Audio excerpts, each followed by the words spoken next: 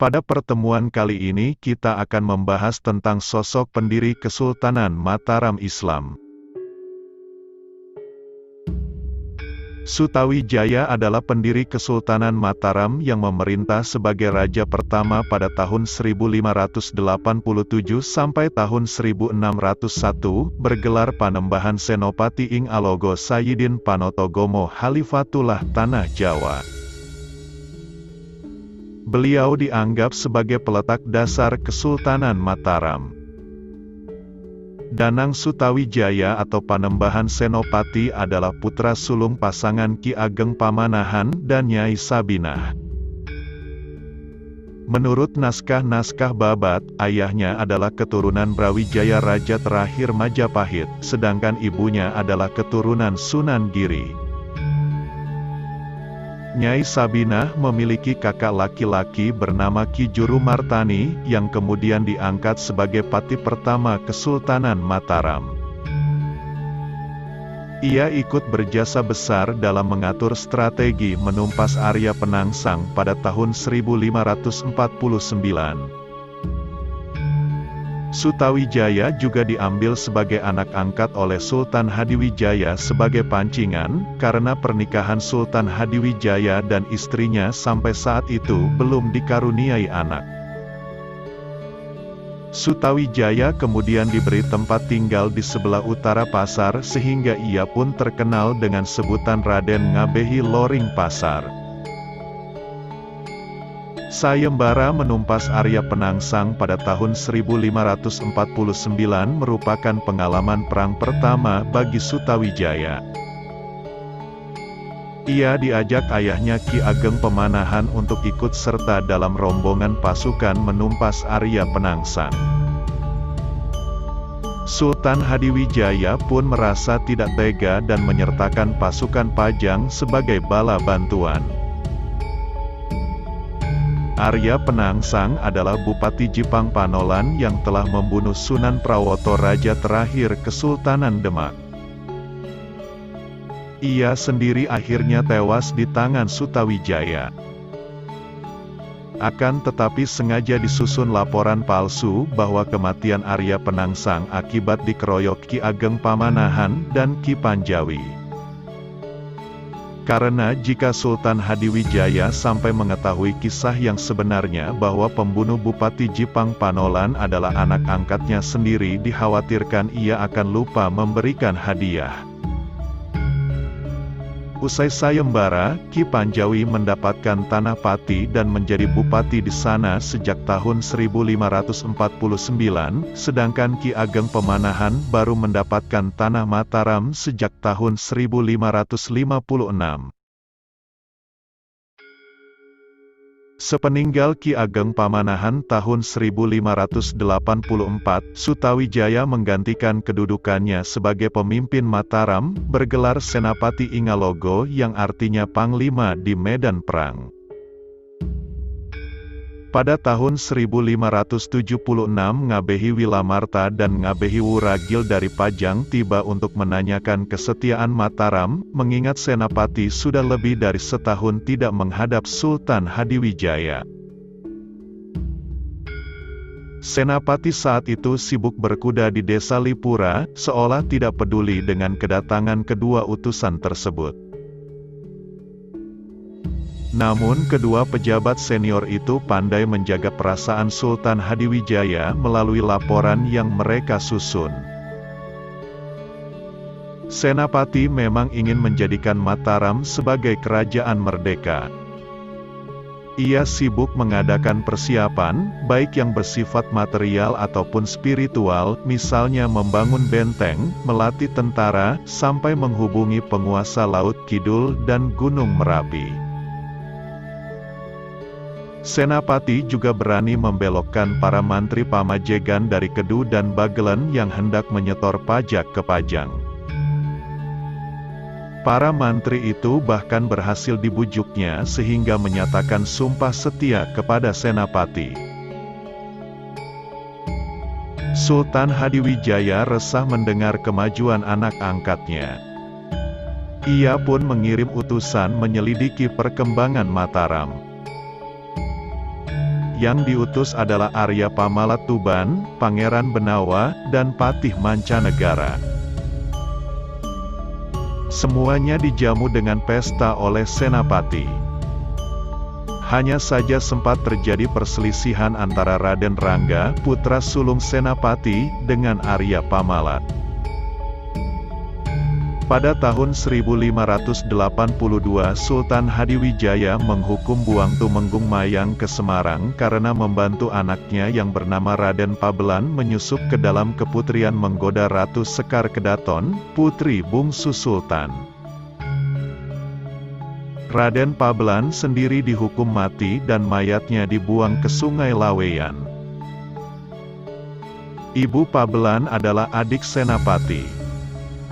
Maka Senapati pun mengirim para mantri pamajegan untuk merebut Tumenggung Mayang dalam perjalanan pembuangannya. Perbuatan Senapati ini membuat Sultan Hadiwijaya murka. Sultan pun berangkat sendiri memimpin pasukan Pajang menyerbu Mataram. Perang terjadi. Pasukan Pajang dapat dipukul mundur meskipun jumlah mereka jauh lebih banyak. Sultan Hadiwijaya jatuh sakit dalam perjalanan pulang ke Pajang. Ia akhirnya meninggal dunia, namun sebelumnya sempat berwasiat agar anak-anaknya jangan ada yang membenci Senapati serta harus tetap memperlakukannya sebagai kakak sulung. Senapati sendiri ikut hadir dalam pemakaman ayah angkatnya itu. Sepeninggal Sultan Hadiwijaya, Arya Pangirim menantu Sultan Hadiwijaya yang menjadi Adipati Demak. Ia didukung Panembahan Kudus berhasil merebut tahta Pajang pada tahun 1583 dan menyingkirkan Pangeran Benawa menjadi Pangeran Benawa kemudian bersekutu dengan penambahan Senapati pada tahun 1586 karena pemerintahan Arya Pangiri dinilai sangat merugikan rakyat Pajang. Perang pun terjadi. Arya Pangiri tertangkap dan dikembalikan ke Demak. Pangeran Benawa menawarkan tahta Pajang kepada Panembahan Senapati namun ditolak. Panembahan Senapati hanya meminta beberapa pusaka Pajang untuk dirawat di Mataram. Pangeran Benawa pun diangkat menjadi Raja Pajang sampai tahun 1587. Sepeninggalnya, ia berwasiat agar Pajang digabungkan dengan Mataram. Panembahan Senapati dimintanya menjadi raja. Pajang sendiri kemudian menjadi bawahan Mataram, dengan dipimpin oleh Pangeran Gagak Baning, adik Panembahan Senapati. Maka sejak itu, Senapati menjadi raja pertama Mataram bergelar Panembahan. Ia tidak mau memakai gelar Sultan untuk menghormati Sultan Hadiwijaya dan Pangeran Benawa. Istana pemerintahannya terletak di Kota Gede. Sepeninggal Sultan Hadiwijaya, daerah-daerah bawahan di Jawa Timur banyak yang melepaskan diri.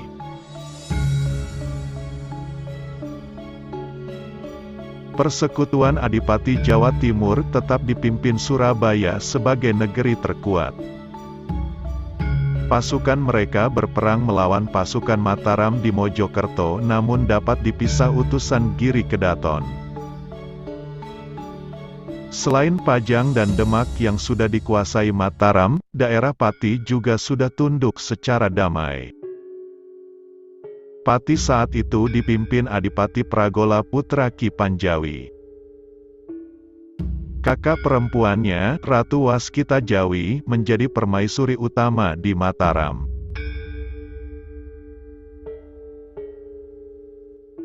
Hal itu membuat Pragola menaruh harapan bahwa Mataram kelak akan dipimpin keturunan kakaknya itu.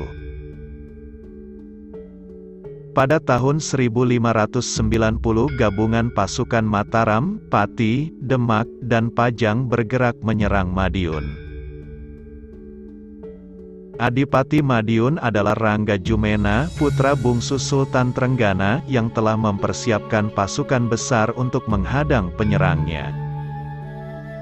Melalui tipu muslihat cerdik, Madiun berhasil direbut. Rangga Jemuna melarikan diri ke Surabaya, sedangkan putrinya yang bernama Retno Dumilah diambil sebagai istri Panembahan Senapati. Pada tahun 1591 terjadi perebutan tahta di Kediri sepeninggal bupatinya. Putra Adipati sebelumnya yang bernama Raden Senapati Kediri diusir oleh Adipati baru bernama Ratu Jalu hasil pilihan Surabaya. Pada tahun 1595 Adipati Pasuruhan berniat tunduk secara damai pada Mataram namun dihalang-halangi panglimanya, yang bernama Rangga Kaniten. Rangga Kaniten dapat dikalahkan Panembahan Senapati dalam sebuah perang tanding. Ia kemudian dibunuh sendiri oleh Adipati Pasuruhan, yang kemudian menyatakan tunduk kepada Mataram. Pada tahun 1600 terjadi pemberontakan Adipati Pragola dari Pati. Pemberontakan ini dipicu oleh pengangkatan Retno Dumilah Putri Madiun sebagai permaisuri kedua Panembahan Senapati. Pasukan Pati berhasil merebut beberapa wilayah sebelah utara Mataram. Perang kemudian terjadi dekat Sungai Dengkeng di mana pasukan Mataram yang dipimpin langsung oleh Panembahan Senapati sendiri berhasil menghancurkan pasukan Pati. Panembahan Senapati alias Danang Sutawijaya meninggal dunia pada tahun 1601 saat berada di desa Kajenar. Ia kemudian dimakamkan di Komplek Pasarean Mataram, Kota Gede. Putra yang ditunjuk sebagai raja selanjutnya adalah yang lahir dari putri Pati, bernama Raden Mas Jolang. Demikian sekelumit kisah tentang pendiri Kesultanan Mataram Danang Sutawijaya. Terima kasih telah menonton video ini, jangan lupa like, subscribe dan share.